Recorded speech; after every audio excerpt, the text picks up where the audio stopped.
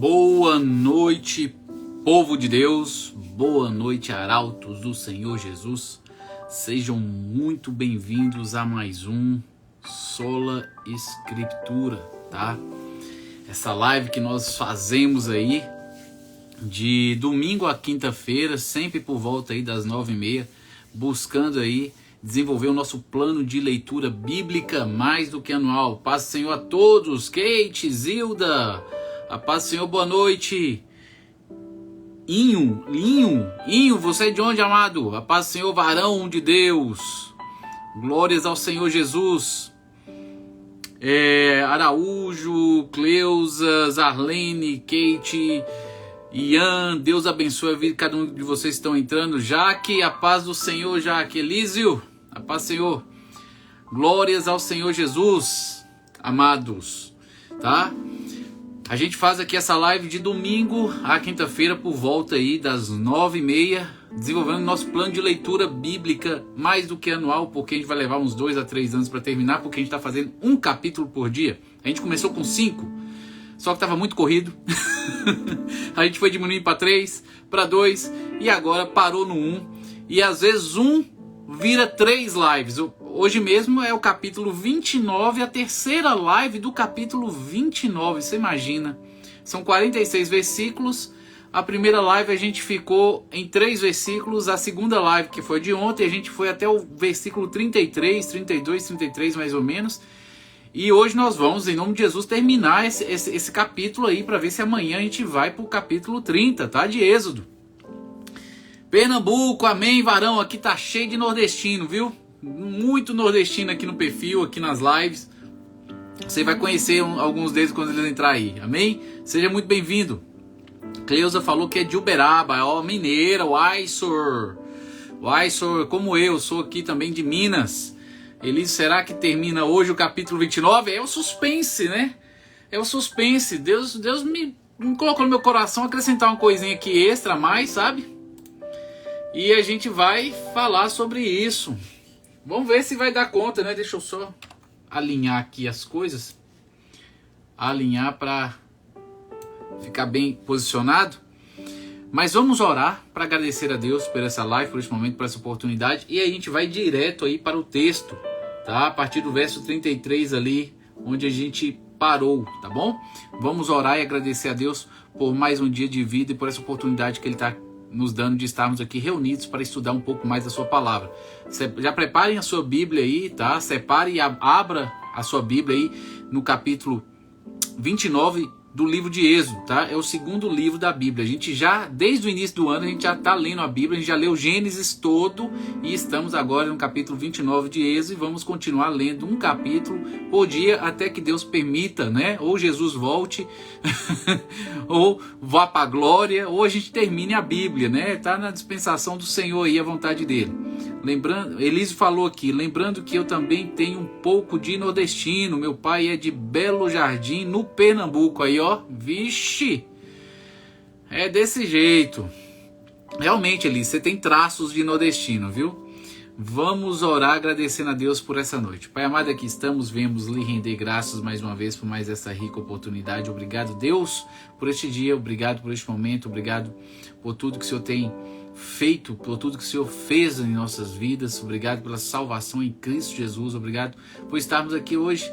Se estamos aqui é porque o Senhor nos capacitou de alguma maneira, o Senhor nos induziu, o Senhor colocou em nós o desejo de buscar cada vez mais a Tua face, o entendimento e a compreensão da Tua vontade. Então que o Senhor venha concretizar o seu projeto, venha nos capacitar, nos ensinar, nos instruir, nos guiar, Senhor, por meio das verdades bíblicas, para que possamos a cada dia crescer a imagem e semelhança de Cristo. Abençoe cada um daqueles que estão presentes, aqueles que vão entrar, daqueles que vão assistir a live no decorrer do dia de amanhã, que o Senhor vá assim abençoando a vida de cada um, os aperfeiçoando, os capacitando a servi-lo, Deus, e os usando para o louvor e glória do seu santo nome. Ser conosco, nos abençoando nessa live. É no nome de Jesus que oramos e todos dizem amém. Amém, gente.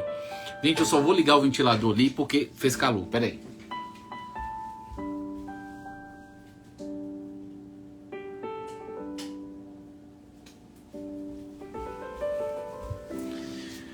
Voltei, é porque a gente começa a falar, daqui a pouco dá sede, daqui a pouco faz calor, tá? E se eu não ligar o ventilador, eu não aguento não.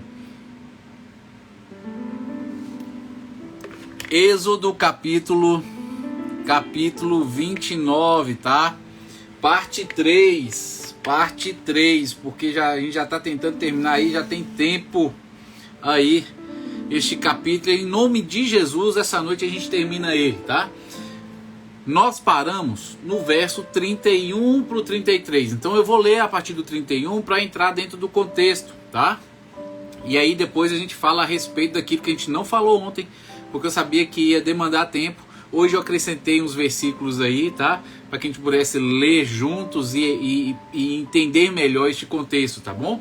A gente tem que lembrar que aquilo que está no Antigo Testamento é sombra da realidade, daquilo que é real e concreto que está no Novo, tá?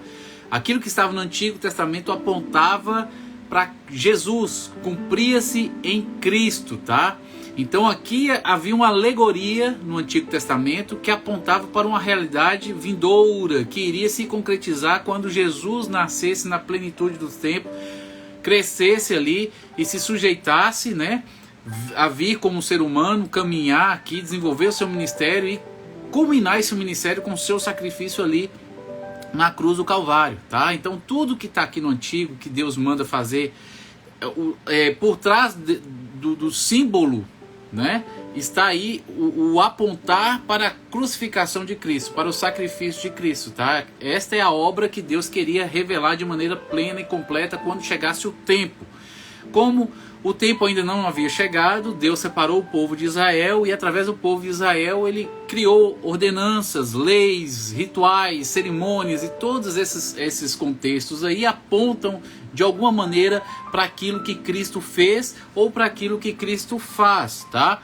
Hoje lá nos céus, tá bom? Então vamos voltar aqui para o verso 31 agora e ler para que a gente possa entender o contexto e depois falar a respeito, tá? Verso 31 do capítulo 29 está escrito: tome o carneiro usado na cerimônia de consagração e cozinhe a carne dele em lugar santo ou sagrado. Arão e seus filhos comerão a carne, junto com os pães do cesto à entrada da tenda do encontro, sabendo que os pães eram feitos de massa asma, sem pecado e misturadas com azeite, né? A gente já falou que o ato de não ter fermento é porque apontava para essa massa ou para um sacrifício, né, ou para uma oferta sem pecado. Não ter fermento, o pão não tinha fermento, não tinha pecado.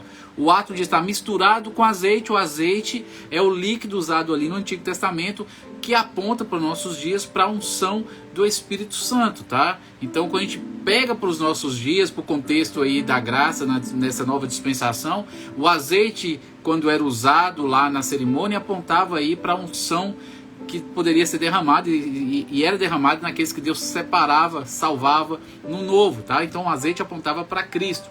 Então ele vai aqui comer tanto da carne do carneiro sacrificado como forma de adoração, uma oferta ali especial, um holocausto servido ao Senhor, tá bom? Quanto comer dos pães que foram preparados ali para serem apresentados diante de Deus. No verso 33 vai vir ali agora uma informação de que somente o sumo sacerdote e os sacerdotes poderiam comer deste alimento, tanto da carne quanto ali do pão. Somente o sumo sacerdote e os sacerdotes, os descendentes de Arão, é que poderiam participar deste alimento, tá? Verso 33.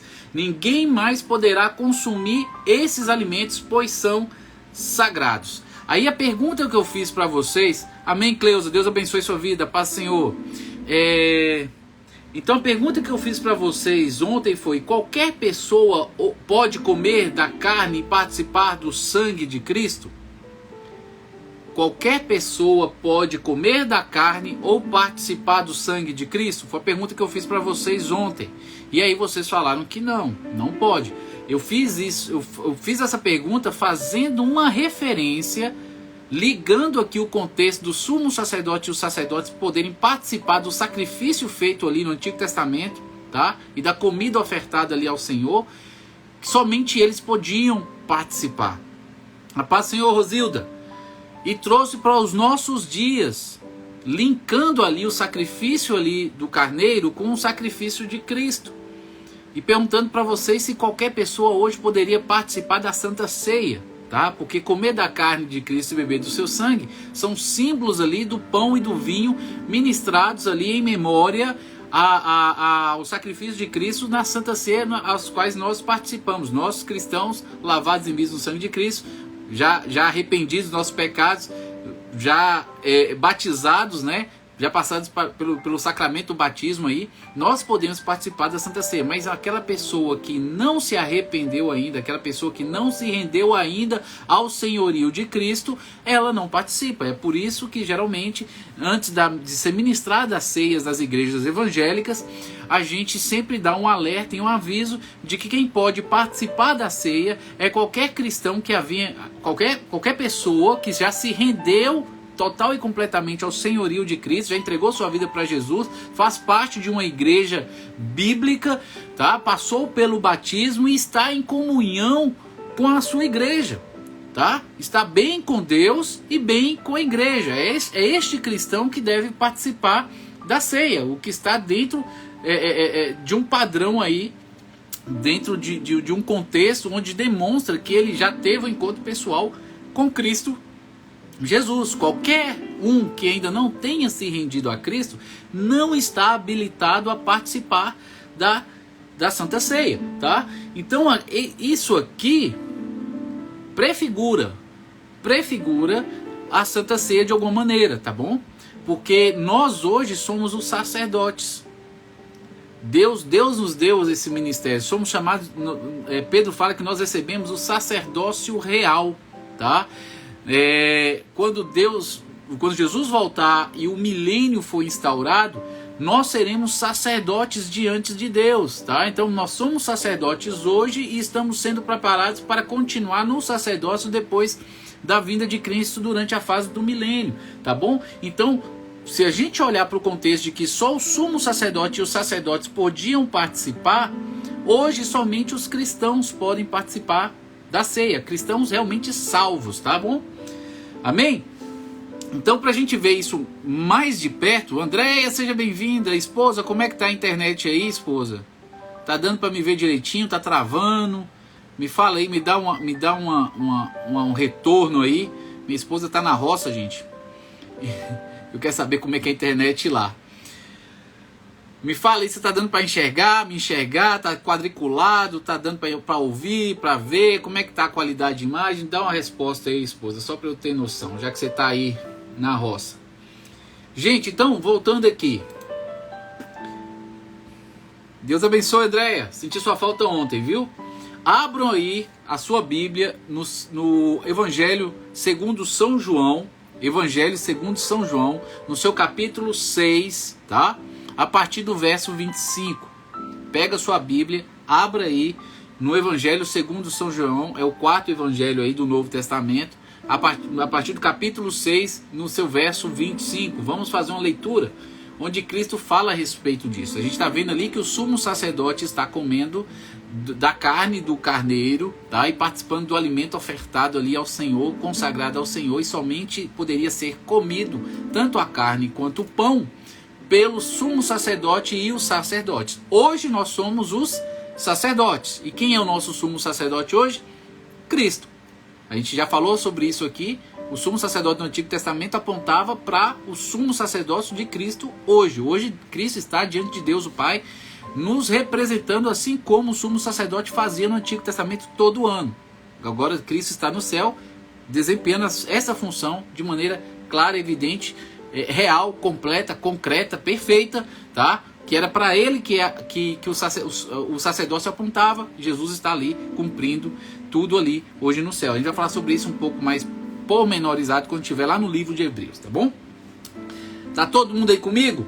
Verso 25 do capítulo 6 do Evangelho segundo São João está escrito assim: encontraram-no do outro lado do mar e lhe perguntaram: Rabi, quando o Senhor chegou aqui, a gente sabe que o povo estava atrás de Jesus. Jesus fazia muitos milagres e tudo mais, e o pessoal procurava Cristo por causa justamente desses milagres, tanto para a cura quanto para a alimentação. Eles constantemente estavam atrás de Cristo para receber algum tipo de bênção. Hoje em dia acontece do mesmo jeito nas igrejas hoje em dia, né? As pessoas, em vez de buscar o abençoador, as pessoas vão atrás da bênção, e às vezes recebem essa bênção por misericórdia de Deus e largam de seguir o abençoador, né? Infelizmente, há igrejas que o foco fica na bênção e não no abençoador, o que é triste isso. Vamos lá para o verso 26.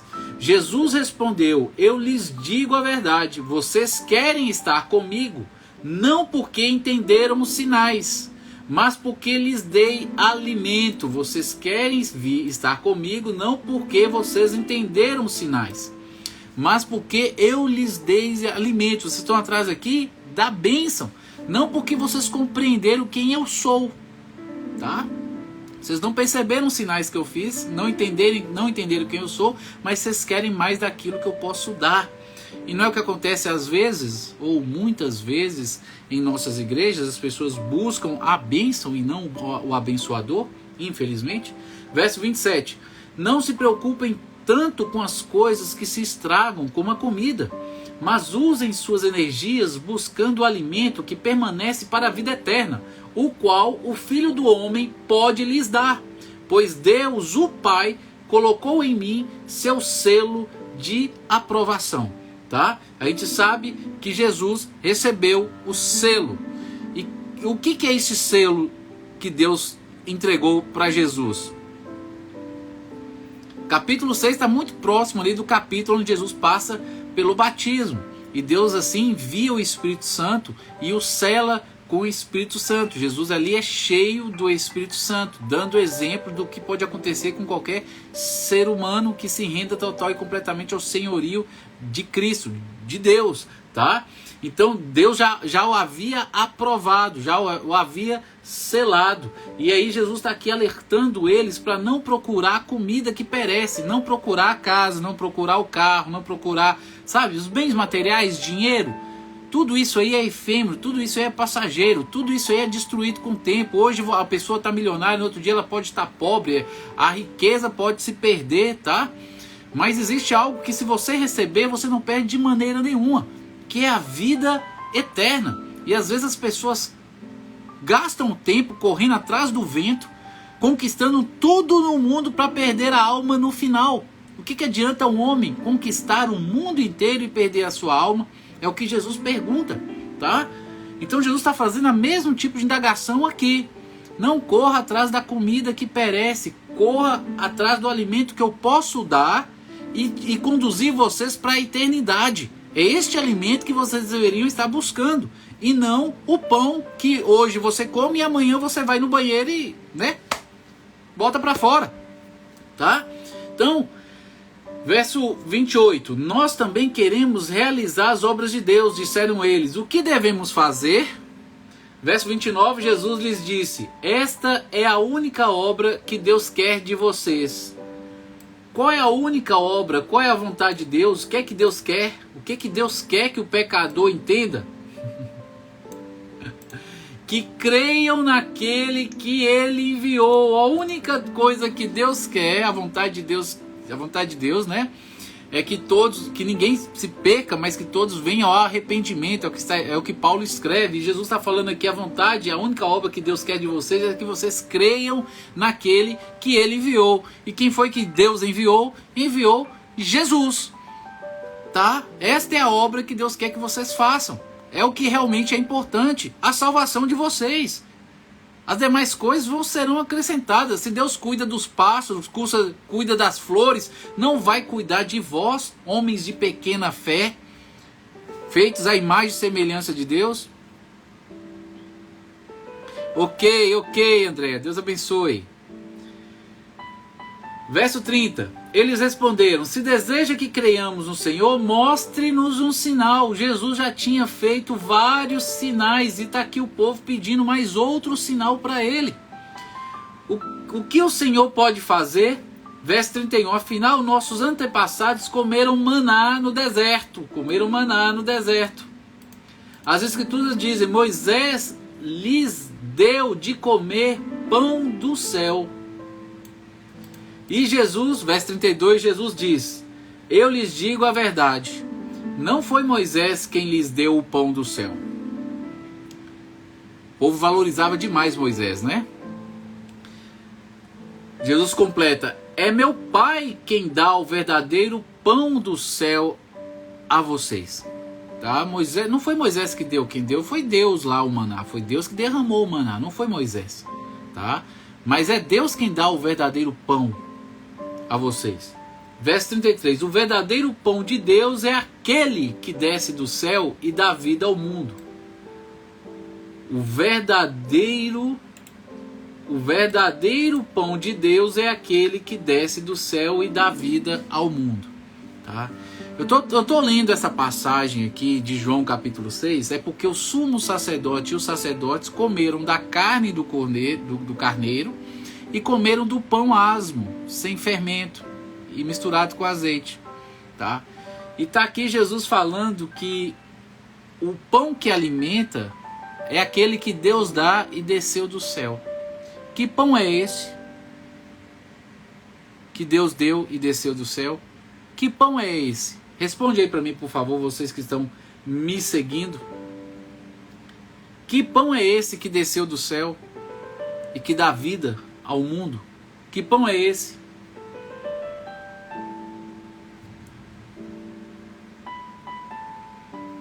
Estou esperando vocês responderem. Que pão é esse que Deus deu e desceu do céu?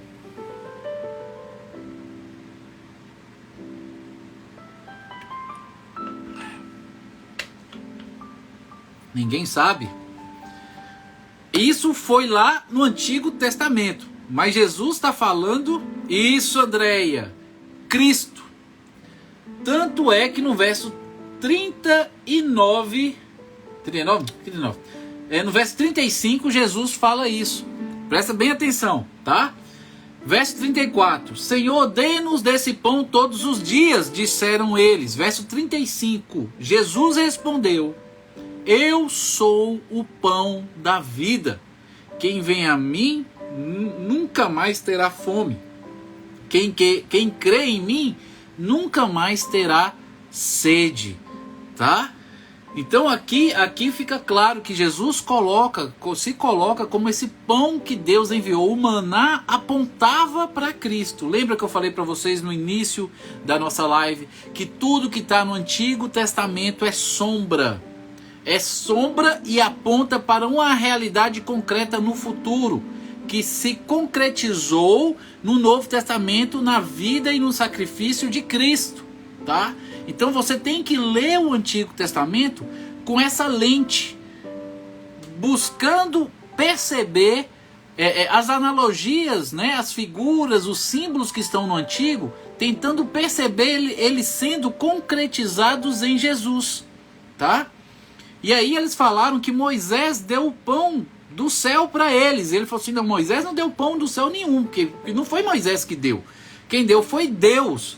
E agora ele está linkando essa oportunidade que foi criada ao eles se gabarem que Moisés é que havia entregado o pão. Ele falou assim: não, quem entregou o pão foi Deus.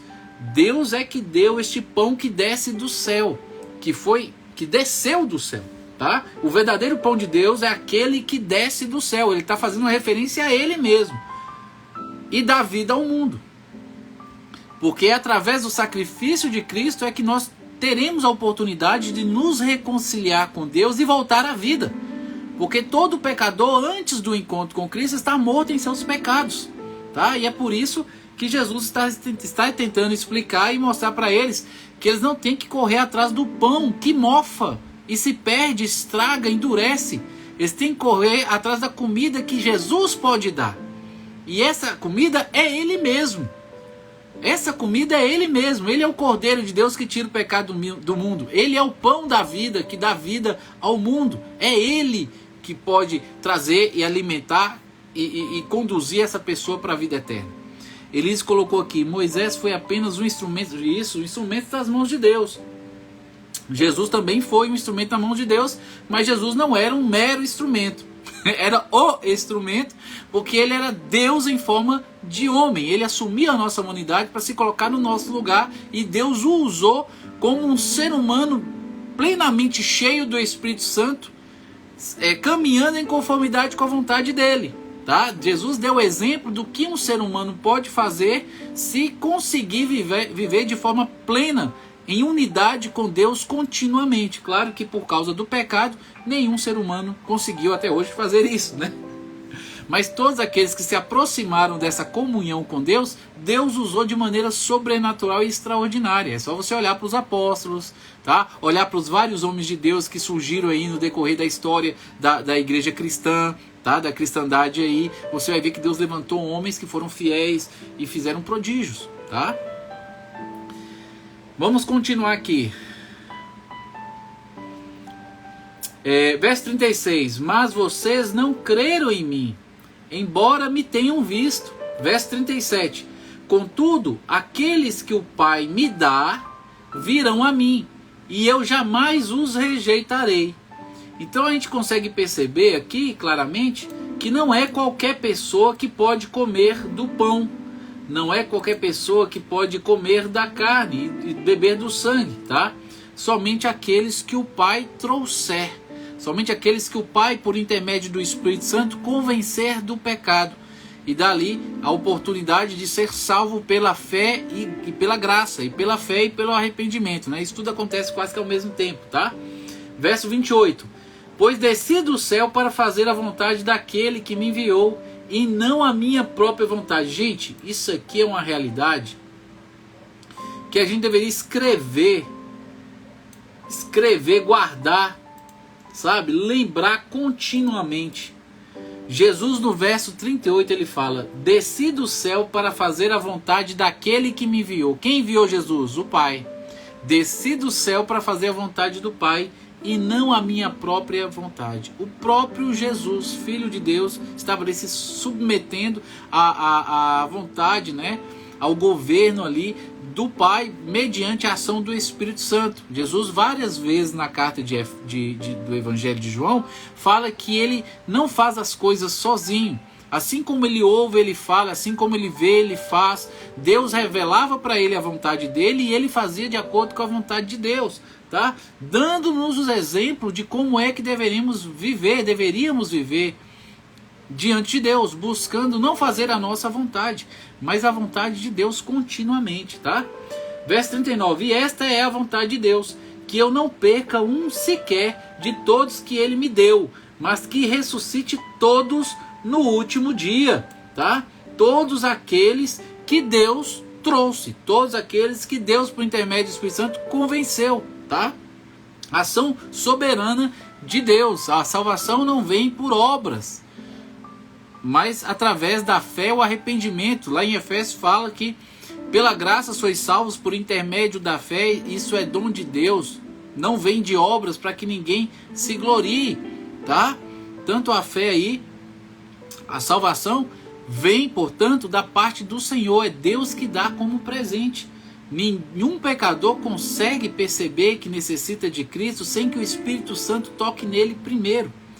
É uma ação de Deus no perdido, tocando nele, gerando assim a oportunidade para esse perdido se arrepender e se render e ter um encontro pessoal com Cristo, ser selado pelo Espírito Santo e ser salvo, tá? É Deus que vem, toca e cria ali a oportunidade para um encontro pessoal com Cristo Jesus. O pecador sozinho não consegue buscar a Deus, tá? Está perdido e morto em seus pecados. Verso 40. Pois é a vontade do Pai que todo aquele que olhar para o Filho e nele crer tenha a vida eterna, e eu o ressuscitarei no último dia. Então os judeus começaram a criticá-lo, pois ele havia afirmado: eu sou o pão que desceu do céu. O povo não crê, o povo não acredita que Jesus é esse alimento que nós necessitamos diariamente, tá? E é por isso que não busca.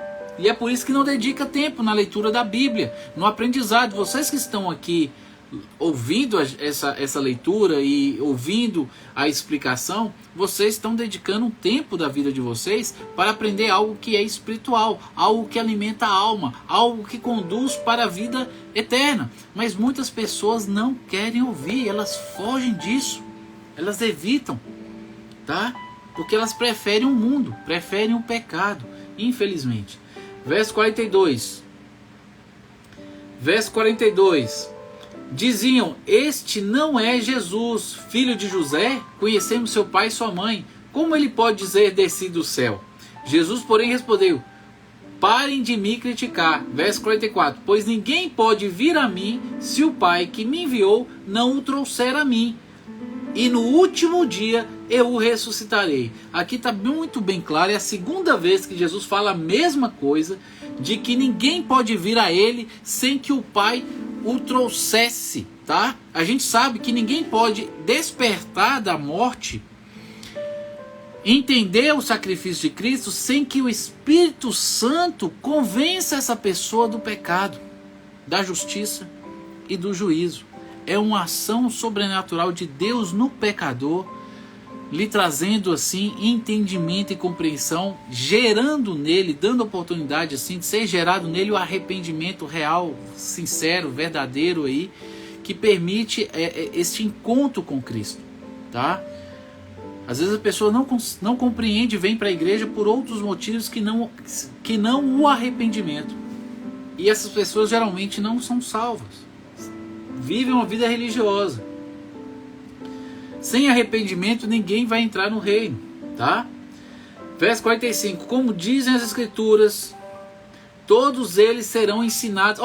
Como dizem as escrituras, todos eles serão ensinados por Deus. Todo aquele que ouve o Pai e aprende dele, vem a mim. É através da ação do Espírito Santo, tá? Deus tem que instruir, Deus tem que ensinar, Deus tem que, promover esse conhecimento.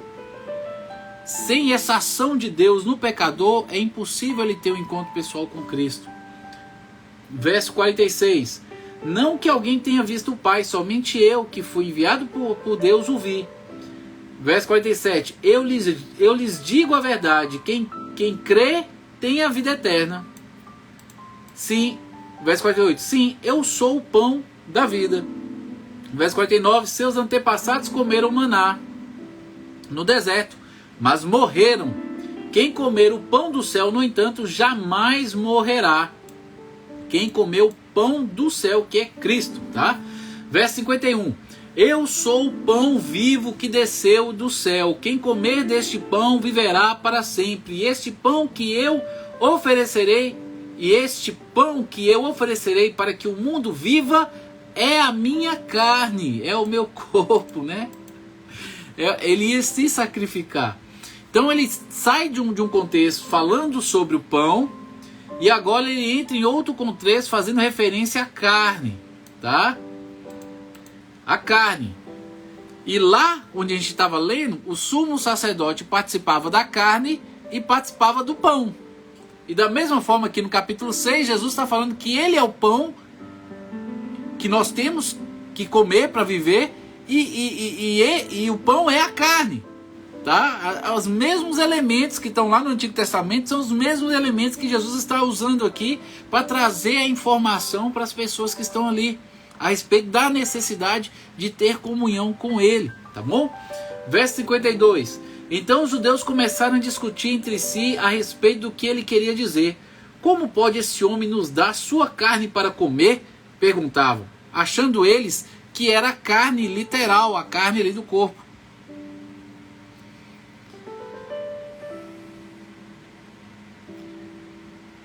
Sidilene, eu não vou entrar no debate com você aqui agora, tá? Não vou entrar no debate com você agora. Mas o pecador está morto em seus pecados. Por causa disso, ele não consegue compreender. Não consegue compreender sozinho, sem a ação do Espírito Santo. A Bíblia fala: se hoje ouvirdes a voz do Espírito, não endureçais o vosso coração, como na tentação no deserto. Tá? Quem convence o pecador para que ele tenha a oportunidade de compreender é o Espírito.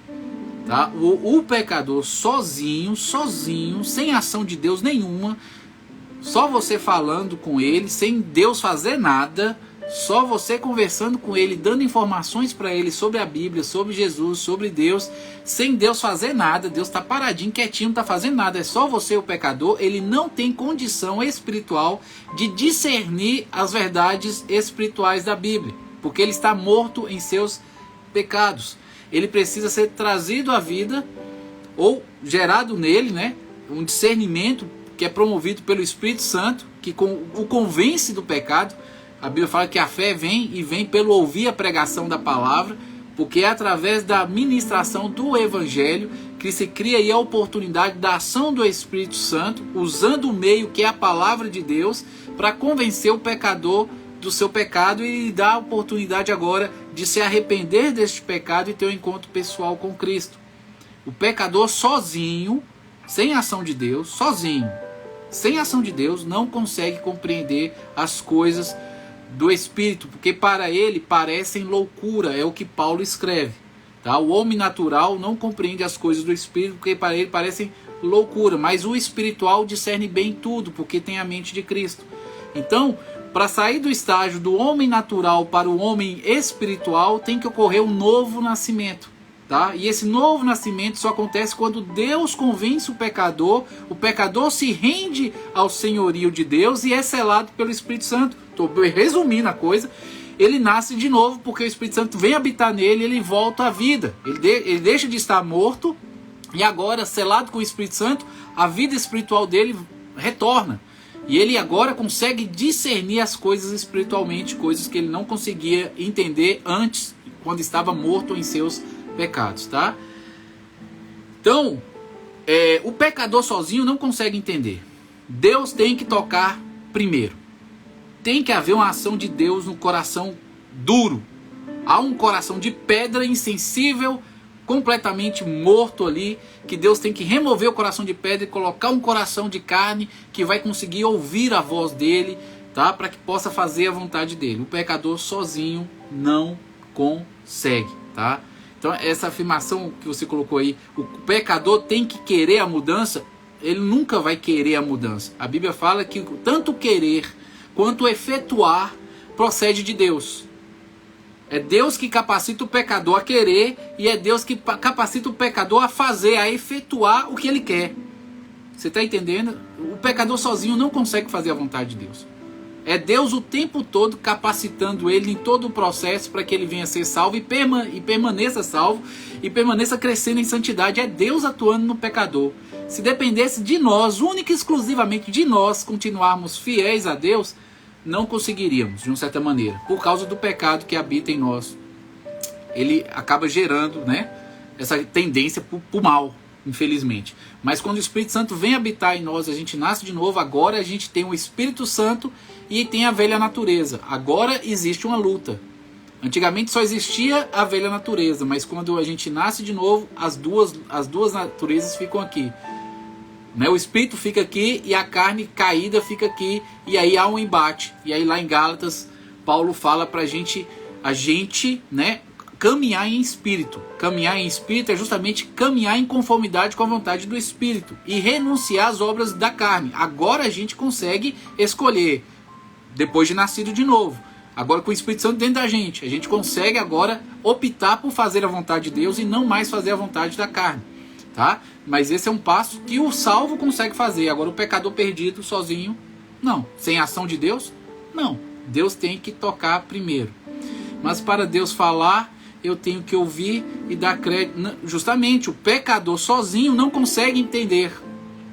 O pecador sozinho não consegue entender. Quando o pecador entende, é uma ação de Deus antes nele. É Deus convencendo o pecador primeiro, tá? Não é o pecador sozinho. O pecador sozinho não consegue. Não consegue. Ele está morto em seus pecados. Ele não consegue ouvir, ele não consegue ver, não consegue entender. Ele é um homem natural. É o que Paulo escreve lá na carta de Romanos. Acho que é Romanos. O homem natural não compreende as coisas do Espírito porque para ele parecem loucura. E é isso que as pessoas condenam o crente, né? As pessoas que não entendem, que estão no mundo perdidas, quando ele vê um crente tomando as posições dele, abrindo mão do pecado e aquela coisa toda, e fala assim, pô, o cara ficou louco, o cara ficou doido, porque ele não consegue compreender. O crente que se converteu consegue, porque Deus agiu nele, tá? Gerando. Estamos mortos em nossos pecados, infelizmente. Há necessidade de Deus nos convencer, Deus tocar em nós, para que possamos sim nos arrepender. E a Bíblia alerta para aquele que Deus tocar, não endurecer seu coração. Não endureça seu coração quando ouvir, quando entender. Não endureça, porque se endurecer aí é problema, tá? Mas vamos para cá. Onde é que eu parei? Verso 52. Então os judeus começaram a discutir entre si a respeito do que ele queria dizer. Como pode esse homem nos dar sua carne para comer? Perguntavam. Isso que eu já li, eu acho. Então Jesus disse novamente, eu lhes digo a verdade, se vocês não comerem a carne do Filho do Homem e não beberem o seu sangue, não terão a vida em si mesmo. Aqui Jesus está fazendo uma referência à Santa Ceia, tá? Não é que a gente ia comer a carne dele de verdade não, nem beber o sangue dele de verdade não, gente. Mas Jesus sabia para onde é que ele ia, sabia o que iria acontecer com ele, sabia o que ele iria promulgar, o que viria, tá bom? A acontecer e a cerimônia que ele iria criar. No dia da Páscoa, Jesus fez a ceia, a Santa Ceia ali, e substituiu a Páscoa pela ceia. A Páscoa apontava para Cristo, a Páscoa foi promulgada no Antigo Testamento. A Páscoa foi promulgada no Antigo Testamento e ela fazia referência a um cordeiro que era imolado, o sangue era aspergido nas portas e o anjo da morte não matava ali os primogênitos. Mas essa Páscoa, esse cordeiro imolado, esse sangue ali derramado, tá, apontava para Cristo, tá bom? A libertação do Egito apontava para a libertação do mundo, tá bom? Então assim, quando chegou a Páscoa, e a Páscoa era Cristo, e Paulo fala, nossa Páscoa é Cristo, Cristo promulgou uma nova cerimônia agora para se lembrar dele. O cristão não celebra Páscoa como o judeu celebra, tá? Porque a nossa Páscoa é Cristo, e já foi completa, já foi terminada, e Jesus no dia da Páscoa celebrou outra cerimônia, tá? Que é a Santa Ceia. E ali colocou os elementos que deveriam ser usados para se recordar dele, daquilo que ele iria fazer, que era o pão e o vinho, tá? Que a gente geralmente usa o suco de uva, tá bom? Então o pão era o corpo e o vinho o sangue. Então aqui quando ele está falando, mas quem come, se vocês não comerem da carne e não beberem do sangue, não terão a vida em si mesmos, é porque vocês não são cristãos, possivelmente, tá? Só participa da ceia quem é cristão, quem já teve um encontro pessoal com Cristo, quem já abriu mão do mundo, abriu mão do pecado, já se arrependeu, já se rendeu total e completamente ao senhorio de Cristo, já teve um encontro pessoal com Ele, já foi selado pelo Espírito Santo, foi batizado nas águas, faz parte de alguma igreja, está atuando dentro dessa igreja, está servindo a Deus na igreja e fora da igreja, tá?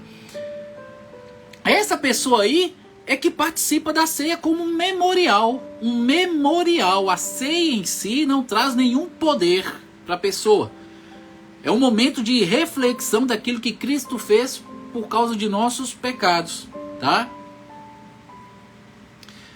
A gente tem que chegar diante dela com temor, com tremor, com respeito, com reverência, tá bom? Para lembrar daquilo que Cristo fez por cada um de nós. Porque se ele não viesse, não tivesse morrido, não teríamos a oportunidade de salvação, tá? Então a ceia é muito importante nesse quesito, para ver a recordação, para que a gente venha se examinar. E Paulo fala que se a gente não discernir o corpo de Cristo e o seu sangue, se a gente participar da ceia de forma indigna, possivelmente a gente pode adoecer ou até mesmo morrer, porque Deus vai nos punir. Porque a pessoa vive no pecado, na prática do pecado, sem arrependimento, e chega no domingo e quer participar do corpo de Cristo e do sangue de Cristo. Não é o corpo literal, não é o sangue de verdade de Cristo, mas aponta, é um memorial para se recordar do maior presente que Deus deu à humanidade, o sacrifício de seu filho na cruz. E a pessoa vai lá e zomba, escarnece, sabe? Não valoriza a ceia, participa da ceia como se estivesse vivendo uma vida consagrada ao Senhor, sendo que ela está em pecado contínuo, sem arrependimento, sem mudança. A pessoa não teria nem que ir na igreja no dia da ceia, nesse sentido, se ela não está se arrependendo.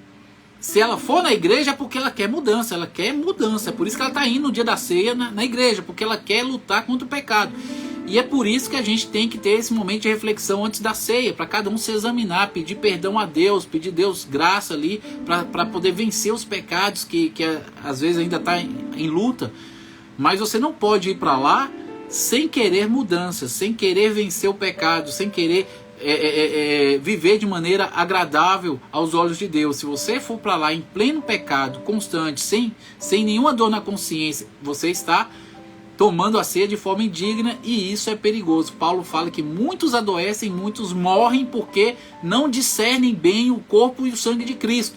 Discernir é justamente se examinar diante de Deus e ver se tem vivido de maneira a honrar, exaltar e glorificar este Deus, tá? Ai, Senhor da glória, vamos lá. Mas quem come da minha carne e bebe do meu sangue terá a vida eterna, e eu o ressuscitarei no último dia, pois a minha carne é verdadeira comida e o meu sangue é verdadeira bebida. Quem come da minha carne e bebe do meu sangue permanece em mim e eu nele. Eu vivo por causa do Pai, que vive e me enviou. Da mesma forma, quem se alimenta de mim viverá por minha causa. Eu sou o verdadeiro pão que desceu do céu. Seus antepassados comeram maná e morreram. Quem comer este pão não morrerá, mas viverá para sempre, tá? Aqui uma referência aí à Santa Ceia, não somente à Santa Ceia, mas também Jesus sendo a palavra, e a palavra é Cristo, né? A palavra se fez carne, né? Eis que a palavra, o verbo se fez carne, tá? Comer da carne é você assimilar a palavra de Deus em sua vida. Aquilo que você lê, aquilo que você aprende, aquilo que você entende, aquilo que Deus te convence, você tem que dar lugar para transformação, para mudança, para regeneração, para santificação, tá? Então, uma forma de estar se alimentando da carne de Cristo é você também estar vivenciando o que a palavra de Deus ensina. Você vai estar absorvendo a palavra e fazendo com que ela faça parte do seu caráter, faça parte de você. Tá? A palavra de Deus tem poder para a transformação. É aqui mesmo, eu acho que ele fala que a palavra de Deus é viva. É espírito e vida. Tá? Ela transfere vida, a palavra de Deus. Quando você coloca ela em prática, ela te transforma. Ela tem poder para te transformar, para mudar o seu eu. A velha criatura se tornando uma nova criatura. A palavra de Deus, junto com a capacitação do Espírito Santo, é que faz esse processo do novo nascimento, da regeneração, da santificação acontecer. Mas se a pessoa não gasta tempo com a palavra, meu Deus do céu, não gasta tempo com Deus, não gasta tempo com a palavra, não vai para a igreja, não estuda em casa, como é que essa pessoa é transformada? Como é que essa pessoa está se alimentando de Cristo, sendo que ela não faz as coisas básicas de uma vida cristã? Tá, gente? Vamos voltar agora para o verso 34. Está terminando já. Vamos voltar agora para o verso 34 de Êxodo 29. Então ali os sacerdotes estão comendo da carne e do pão, coisas que Jesus falou também no capítulo 6 de João. É por isso que eu trouxe para João, para que a gente pudesse casar as coisas. No Antigo Testamento era sombra, e Jesus vem revelando o que é real no Novo Testamento. Tá? Então hoje há necessidade da gente se alimentar de Cristo. Como é que a gente se alimenta? Buscando aprender a vontade dele mediante a sua palavra, tá? O que o Espírito Santo, que é o nosso professor, nos revelar nas nossas reflexões, meditações, estudando a palavra do Senhor em oração, consagração, jejum e tudo mais, tá? A gente tem, quando for surpreendido com algum convencimento de pecado, o que a gente tem que fazer é pedir perdão a Deus e colocar em prática aquilo que a gente aprendeu na palavra.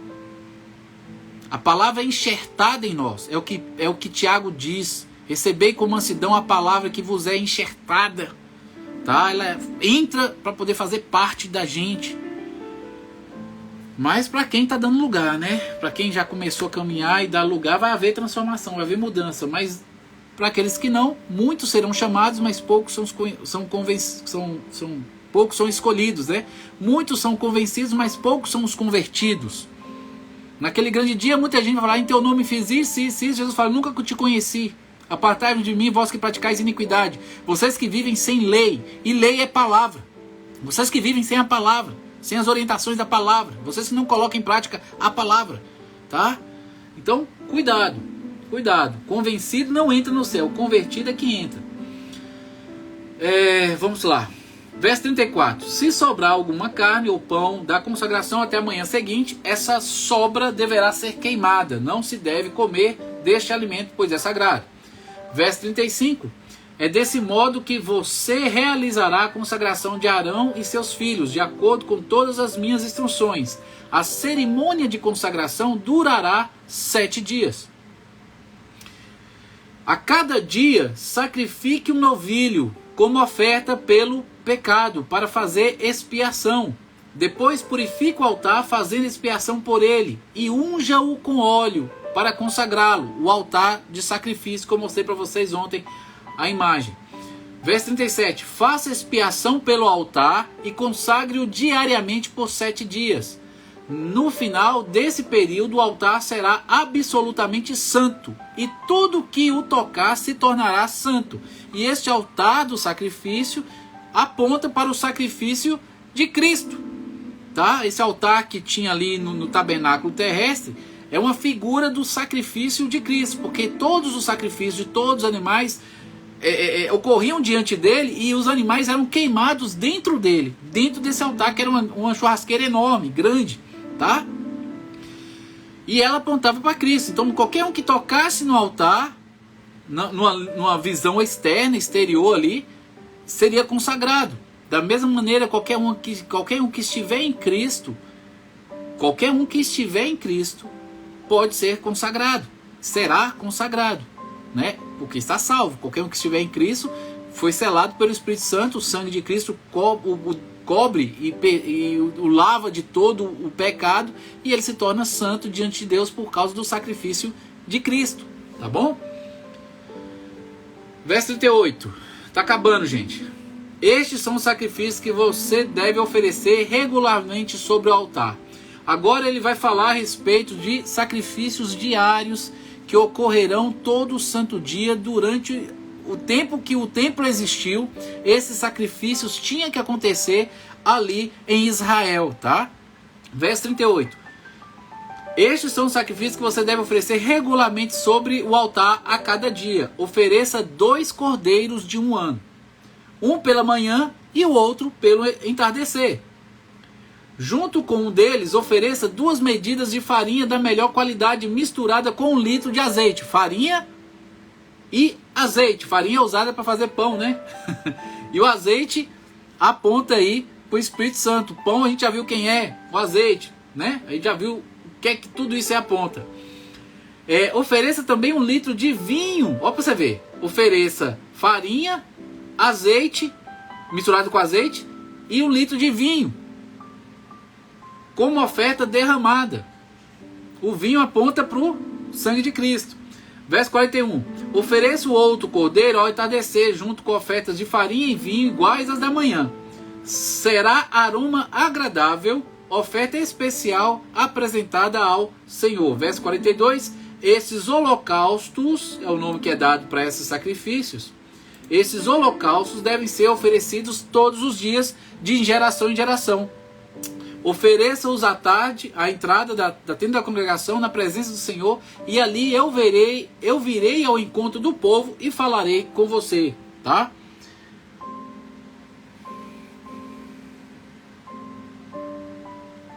A maior evidência do salvo, Sidilene, daquele que realmente foi tocado pelo Espírito Santo e passou pelo novo nascimento e nasceu de novo, é a perseverança, tá?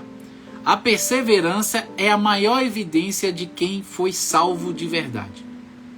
Essa pessoa que persevera, independente do sofrimento, da aflição, do deserto, daquilo que ela está vivendo, pode estar caindo um planeta na cabeça dela, ela continua firme com Deus.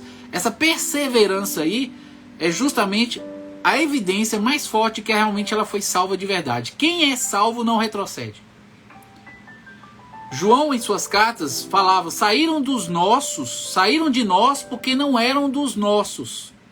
Paulo fala a respeito de Demas, que era um cooperador com ele, que o largou e voltou por causa dos prazeres do mundo. Amou o presente século. E eles estavam na igreja. Mas o que dá a entender é que eles não eram convertidos, eram convencidos, mas não convertidos. Qualquer um que seja convertido é aquele que foi realmente selado pelo Espírito Santo, não perde salvação. Jesus fala: aquele que o Pai me der, de maneira nenhuma eu lançarei fora. E só está na mão de Cristo aquele que realmente tem comunhão com Ele e foi selado pelo Espírito Santo. O que acontece é que muitas pessoas intelectualmente compreendem que existiu um Jesus na história da humanidade. Ele existiu, ele viveu, ele morreu. Eles compreendem a informação de que esse Jesus foi enviado por Deus. E numa cruz ele morreu para nos salvar dos pecados. Eles entendem essa informação de forma intelectual, mas sem atingir o espírito, sem atingir a alma. Eles não conseguem receber a revelação completa disso. Eles só recebem a informação que preenche a sua mente. Qualquer um que raciocine consegue entender isso aí. Mas compreender a plenitude desse sacrifício, só o salvo que foi tocado pelo Espírito Santo é que consegue. Gente, eu já caminhei com pessoas anos, evangelizando a pessoa praticamente diariamente, e até hoje a pessoa não deu um passo para Cristo. E aí já passou comigo situações de eu evangelizar uma pessoa uma única vez, essa pessoa aceitar Jesus, vir para a igreja com uma única palavra, um único dia, um único momento. Não é de tanto falar, não é por força, não é por violência, é pelo meu espírito. Deus toca em alguns, em outros aparentemente não. Porque a gente explica por A mais B mais C mais D, 1 mais 1 é igual a 2, a pessoa entende tudo. Só que ela não entrega a vida dela para Jesus, não vem para a igreja, não é batizada. Eu falo assim: tá precisando o quê? Tá precisando ser tocada pelo Espírito Santo.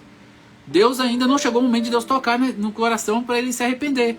Há um tempo diante de Deus para cada um de nós. Tá? As ofertas 2 vezes ao dia que serviam para significar que cada dia deveria iniciar e terminar com ofertas de louvor. Amém, Elis? Pode ser compreendido assim, né? A gente começa o dia com Deus e termina, né? Porque lá, o fim do dia era no fim da tarde, né? A noite não era contada pelos judeus, pelos israelitas. Era sempre contada tarde e manhã, tarde e manhã, tarde e manhã. A noite não era contada. Pode ser que sim, nunca li a respeito, mas faz sentido a sua ideia. Gente, está terminando, viu? Verso 33. Eu me reunirei ali com os israelitas no lugar santificado por minha presença gloriosa. Verso 44. Sim, consagrarei a tenda do encontro e o altar, e consagrarei Arão e seus filhos para me servirem como sacerdotes. Então viverei no meio dos israelitas e serei seu Deus. E serei seu Deus. E eles saberão que eu sou o Senhor, seu Deus. Eu os tirei da terra do Egito, a fim de viver no meio deles. Eu sou o Senhor, seu Deus. Tá? Então tá aqui as normas que se tinha que fazer para consagrar Arão e seus sacerdotes e seus descendentes como sacerdotes para ministrar ali no tabernáculo terrestre. Deus vai dar mais detalhes dessa ministração, de tudo que tinha que acontecer ali no tabernáculo, no livro de Levítico, que a gente vai ler em sequência. O próximo livro é Levítico, tá? A gente vai estar entrando e lendo aí, e Deus vai dar várias outras ordenanças apontando para esses sacrifícios aí, para tudo que tinha que fazer ali dentro do templo, tá bom? Aqui é uma ordem que ele está dando para consagrar e já separar Arão e seus descendentes para um ministério que deveria ser desempenhado no tabernáculo terrestre. Amém, amados?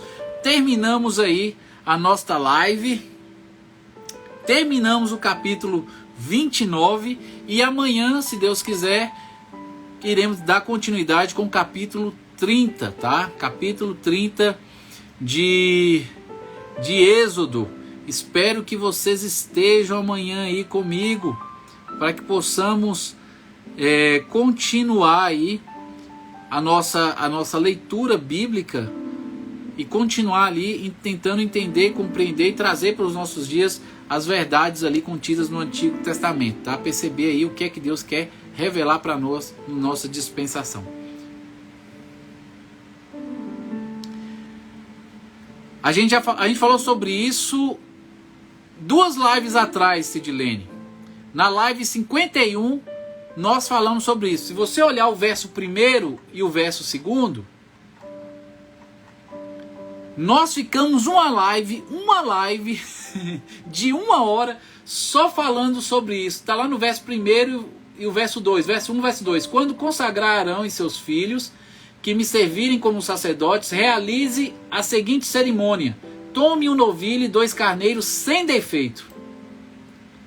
E aí você perguntou aí, por que tinha sacrifício que os animais não podiam ter mancha e defeitos? Nós, lá na live 51, nós gastamos uma live de 1 hora para falar sobre isso, tá? Qual é o meu conselho para você? Vá assistir lá a live 51, tá? A gente falou de várias outras coisas lá também, não foi só sobre isso, mas só que na live 51 a gente não chegou no verso 3. A gente parou no verso 3. E lá a gente falou muito sobre isso aí, tá? Mas em resumo, bem resumido aqui, tá bom? Não podia ter mancha, não podia ter defeito, porque esses animais apontavam para Cristo, que é perfeito, tá bom? Era um sacrifício de animais que apontavam para o sacrifício de Cristo na cruz, ok? Então tudo tinha que ser perfeito por causa disso. Não podia ter mancha, não podia ter nada, porque Cristo é perfeito. O sacrifício dele é perfeito. E Deus estava ali ilustrando o que ele iria fazer em Cristo Jesus no futuro, tá? Era um tipo, apontava para Cristo, tá bom? Em resumo é isso, se você não quiser assistir a live. Mas se você assistir, você vai ser abençoada, tá bom? Gente, pedidos. Oração por Priscila que está... Oh, Jesus. Por minhas filhas. Amém, Andréia. Se quiser conversar depois da live, tá, Andréia? Estou à disposição, tá?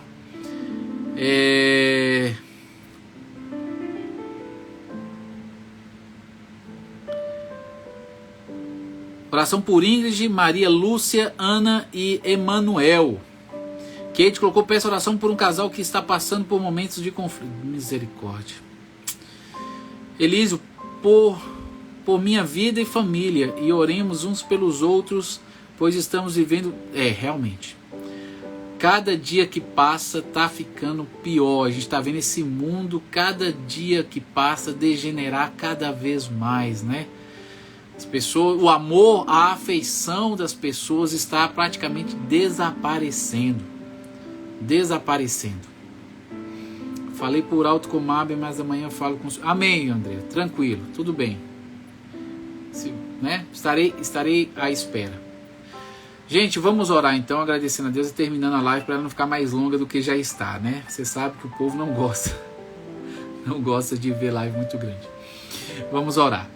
Pai amado, aqui estamos, vamos lhe agradecer, Senhor, por mais esta conclusão. Obrigado, Deus, por este dia, por esta live, por todos os ensinamentos que o Senhor nos concedeu. Obrigado, Pai, pelo cuidado que o Senhor tem tido ao nos dar o discernimento, a sabedoria necessária para transmitir as verdades espirituais contidas na Bíblia. Rogo por todos aqueles que estão assistindo, estão ouvindo aí a live, que o Senhor venha estar assim aperfeiçoando a vida dos teus servos, lhes dando cada vez mais entendimento da tua vontade, dos teus propósitos, que eles possam viver de maneira a honrar, exaltar e glorificar teu santo nome, Deus. Vá assim atuando.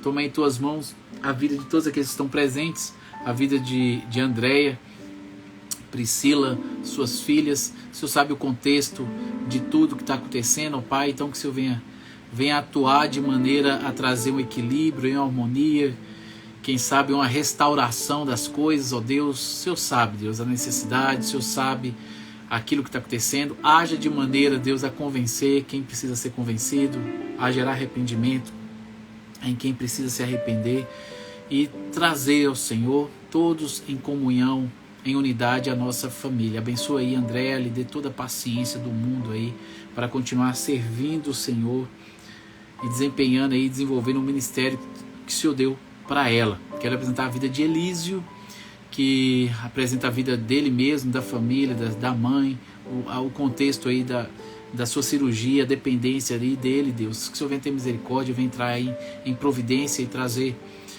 aí, Senhor, essa cirurgia que ele está precisando, a existência, Pai, para que ele possa voltar ao convívio da igreja e continuar sendo a bênção que ele é ali como pregador da tua palavra, Senhor. Vai abençoando teu servo, lhe dando paciência, paz, que ele possa dedicar todo o tempo que tem agora para buscá-lo em oração, em leitura da tua palavra, Senhor, em crescer aí, Senhor, em segundo a tua vontade, amadurecer e aprofundar esse relacionamento com este tempo que ele está tendo. Abençoa ele aí, Senhor. Quero apresentar aqui o casal que a Kate apresentou, que está passando por conflitos, ó Deus. Muitos são os levantes contra a família, Pai, em nossos dias. Muitos são os casais em dificuldade porque não estão olhando para o Senhor. Não estão tendo como denominador em comum a intimidade, o relacionamento com Cristo. Então, Senhor, que o Senhor vai assim, tá abençoando aí este casal, lhes trazendo discernimento. Eu não sei se são cristãos, ó Pai. Se não forem, que o Senhor vai assim gerar o arrependimento, que o Senhor venha salvá-los, para que eles possam reatar aí e trazer a estabilidade desse relacionamento que está com conflito. Abençoe a vida da Kate também, Senhor. Continue assim a capacitando, aperfeiçoando, a enchendo com o teu Santo Espírito, que ela venha ser bênção onde quer que o Senhor a coloque. A Sidilene apresentou aqui, Senhor, a Ingrid, a Maria Lúcia, a Ana, o Emanuel. Que o Senhor venha estar abençoando cada um deles, entrando em providência em suas necessidades, ó Pai. O Senhor sabe o que eles precisam, então que o Senhor venha atuar de maneira a trazer à existência o teu querer sobre a vida deles, ó Deus, que eles venham se conformar à sua vontade. Se eles forem salvos, que o Senhor venha aperfeiçoá-los. Se eles não forem salvos, se algum deles não forem salvos, que o Senhor venha gerar arrependimento e salvá-los. Vá assim atuando e abençoando a vida de Sidilene, que ela venha ser luz aí na Câmara aí, Senhor, de vereadores, que ela possa fazer a diferença e representá-lo de maneira a honrar, exaltar e glorificar teu santo nome. Abençoa a tua serva, abençoa a família da Jaque e abençoa a Jaque, que o Senhor venha continuar assim a capacitando, dando a ela desejo e vontade de continuar o seu plano de leitura aqui conosco, para que possamos a cada dia assim, ela possa e possamos assim entender e compreender a sua vontade. Sidilene pede pelo gestor da cidade, que é o prefeito, que o Senhor venha dar sabedoria do alto para que ele possa cuidar da cidade da melhor maneira possível, Deus, de maneira justa, honesta, pelas crianças do Brasil, a Jaque apresenta aqui, Senhor, tantas fatalidades, tantas coisas terríveis estão acontecendo nas escolas ultimamente, ó Senhor. Sabemos que são os fins dos tempos, isso é cumprimento da sua palavra, o amor de muitos está esfriando, Pai, mas que o Senhor venha cuidar, Senhor, venha cuidar, venha exercer misericórdia, venha dar livramento. Toma aí as famílias enlutadas em tuas mãos, Senhor, vá assim confortando cada uma delas, ó Pai, mediante essas tragédias. A Vera Lúcia pede pela família e por ela, que o Senhor venha abençoá-la, venha protegê-la, toma a família também em tuas mãos e realiza o seu propósito nesta família, Pai, trazendo à existência o teu querer. Obrigado, Deus, por esse dia, obrigado pelas bênçãos que o Senhor tem dado, obrigado pela vida da minha esposa, a vida da minha filha, por minha própria vida, pelos projetos aí, Senhor, que temos, por toda a provisão, tudo que o Senhor tem feito por nós. Só tenho ali a agradecer, Senhor, por tudo. Obrigado. Vá assim nos abençoando, Deus, abençoando esse ministério aqui por intermédio do Instagram. Que o Senhor venha trazer mais pessoas para andar conosco, caminhar conosco, estudar conosco, aprender conosco, crescer conosco, que possamos formar uma comunidade sadia que tem como centro aqui Cristo e o propósito de viver de forma a honrar, exaltar e glorificar teu santo nome. Vá assim abençoando todo esse ministério. Obrigado, Deus, pelo cuidado, obrigado por tudo. Ser conosco assim, nos abençoando o restante dessa semana. É no nome de Jesus que oro. E todos dizem amém. Amém, gente? São cristãos? Amém, amados. Se são cristãos é mais fácil, viu, Kate? É mais fácil. Aconselho-os a conversar com o pastor da igreja, tá? Para que o pastor possa aconselhá-los. Se eles não conseguem resolver sozinhos, eles têm que procurar ajuda. E a melhor ajuda aí é o pastor deles, tá bom? É a melhor ajuda que eles podem ter neste momento. Dá um conselho aí pro casal. Seja um instrumento aí de Deus, aí de luz, de bênção aí para abençoá-los e os convencer de procurar ajuda para que eles não venham tentar resolver sozinhos. Talvez eles não consigam, tá bom? Busquem a Deus. Obrigado, gente, por tudo. Valeu aí pela presença. Nos encontramos amanhã às 9h30 aqui com a live 54 e Êxodo capítulo 30. Leia Êxodo capítulo 30. Amanhã nós estaremos aqui para lê-lo, tá bom? Um grande abraço a todos. Deus abençoe cada um de vocês. Nos vemos aqui amanhã. Fui!